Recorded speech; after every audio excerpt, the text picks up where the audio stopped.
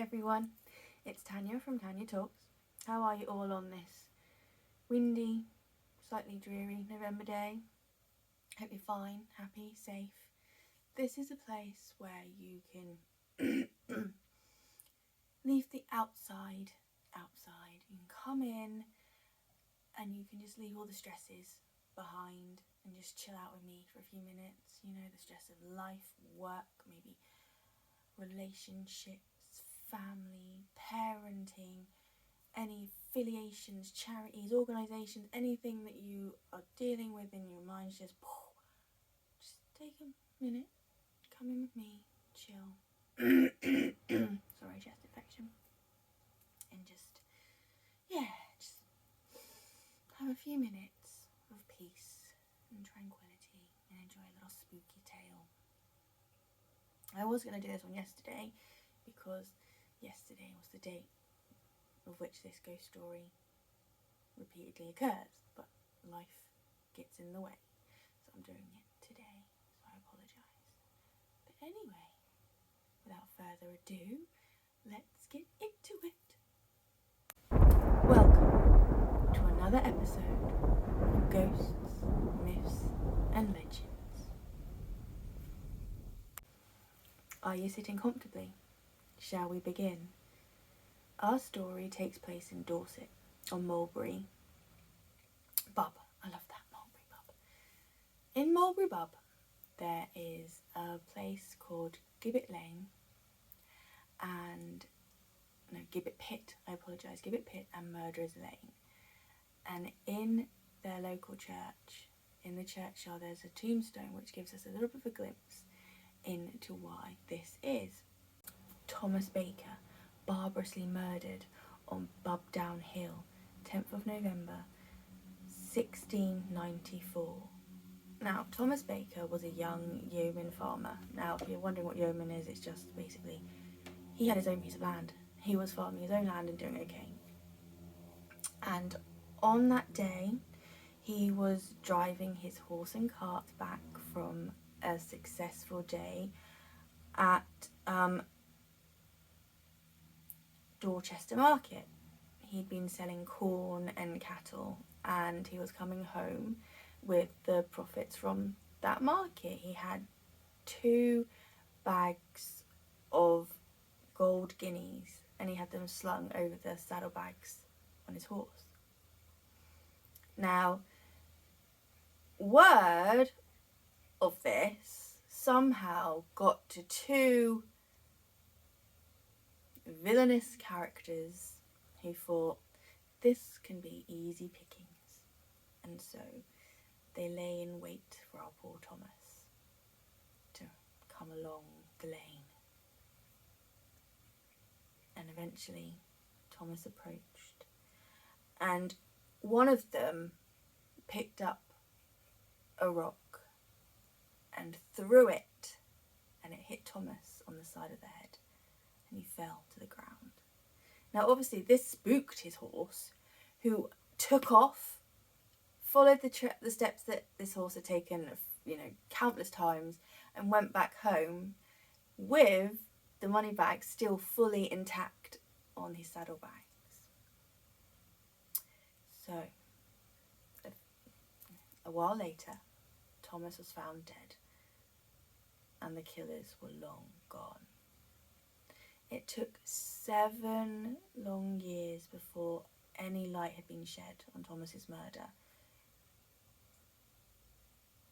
And the fact that our villains got their justice was all thanks to the landlord of the King's Arms in Evershot. Now, this inn is now called the Acorn Inn, and it has featured in Tess and the D'Urbervilles. But anyway, back then it was the King's Arms, and the landlord was busy serving his own brew ale to his customers. And while he was doing this, there was a drunken conversation between 2 men, and they were quarrelling over lots of things, mostly money and the murder of Thomas Baker. Now, obviously, our landlord was a good, decent sort, and he got someone to go fetch the cops. And the police came and arrested them. And they were taken to the village jail for the night. And then the next day, they were taken to Dorchester jail. Now, at the next Dorset Assizes, they were sentenced to be, I love this bit. I know that may sound really bad, but I just love the punishments that we used to give criminals back in the day. They're just amazing. And going off story for a bit, some of the things that people do in the world, like when they abuse and hurt children and things, they should bring back some of these punishments. That's probably a really risky thing to say because, some people are really against it, but man. Anyway, right. They were to be taken to the tree by which you did commit wilful murder, there to be gibbeted in chains to suffer death, and we charge that no one may give you succour in your hour of need and distress, and may the Lord have mercy on your souls. Now, an Evershot blacksmith was given the job of making the cage for them, and this was done, and it was secured and fixed to the tree, and the men were secured in the gibbet by chains, to which they were there to basically starve to death for everyone to see who passed by, as a reminder of what they did and for their crime. Now, when a little old country woman passed through this way, she had either not heard of the court's order, or she was just a kindly soul and she was just trying to do something nice, because when she got there, they were still alive, and they were pleading and begging with her, and they wanted a drink of water, and she took pity on them, and she had some tallow candles in her basket, and she had a couple, and in each of the men's mouth she thrust the candle, so they had something to suck on and sort of get a bit of nourishment and things. Now, as happens, someone found out about this and told the authorities. Now, this poor woman was called Martha Spigot, and for her act of kindness she was given 7 years of imprisonment herself in Dorchester jail. And obviously, there's only so long you can go without food and nourishment and water and whatnot, and they succumbed to their fate. And this is where things get spooky, because from this day forth, the horse and carriage, and some say Thomas's ghost, roam that same path every 10th of November. There was a story that a young girl had witnessed, and she told, I think it was like a newspaper or some kind of magazine article publication, when she was about 90, in her 90s, and she still remembered what she'd seen that night. It was a foggy night in 1865, and she was walking home in Murderer's Lane with her father and her mother, and they heard faint sounds of something approaching them, and then they started to hear like the sounds of a horse breathing, and creaking of wagon wheels, and the horse's breathing was getting heavier and heavier, and they sort of looked back down the lane and see like faint lights, like carriage lights, approaching them. They were really dim, but the closer it got, they grew brighter and brighter. And she said at that moment they could literally see the horse and cart coming around the bend in the lane, and sort of coming right at them. Now the father, he said to the wife and the daughter that they had to stand aside, wait in the ditch, and to let Thomas Baker's horse and cart go past. It was all right, he had seen it before. And